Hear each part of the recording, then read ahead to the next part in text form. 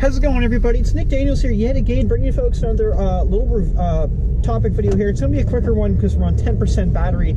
So if the video abruptly ends, I died. The camera died, I mean, sorry. I didn't perish, the camera has perished. So we'll make this one quick. So there's going to be a live stream in here tonight. So I'm going to upload this here probably in about an hour, or this video, but it'll be a couple hours after that. So there will be a live stream this evening. We're going to be talking about Game of Thrones again, in particular, but maybe a couple other little things, like if One Punch Man kind of comes up, maybe Mortal Kombat 11, you know, a couple topics like that. So we'll try to branch out a little bit this one here, as I'm still kind of getting my format down for the live stream thing. Technically I've only done one up to date on YouTube of this live rant thing, but I think it'll be good.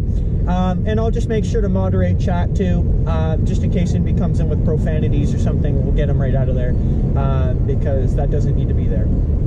But that kind of being said, I do want to talk about a little bit Game of Thrones just for a second. Won't really be any spoilers, but as you're probably well aware, even if you don't watch the show, you might have heard about it already. The newest season has been dropping the ball completely.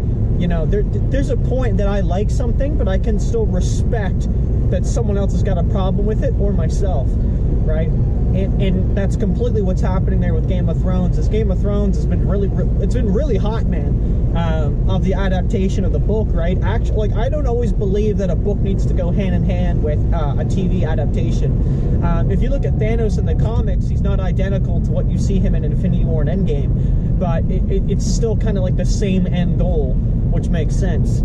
So that's kind of where I saw Game of Thrones. Like, yeah, they can get a little way away from the book. I'm not going to mind that, because I have been reading the books too. But at the same time, make sure maybe that end result is the same, right? And it's still believable and not cliche. But unfortunately, I think it was George R.R. Martin had mentioned that he believes that they would need at least 12 seasons to really get everything in there. And a lot of, like, even like the conversations in the third season, the second season, a lot of just the conversations between characters, I found had a lot more in like depth to them, possibly some foreshadowing. And you look back now you look now at season 8, and a lot of the conversations are just kind of like rushed or forced. Obviously, you've heard about it. We'll say this, you know, no main characters are dying, right? Like it's like they're scared. You know, they're scared to kind of pull those maneuvers, right? Which had happened already, right? That's what kind of got the show, in my opinion.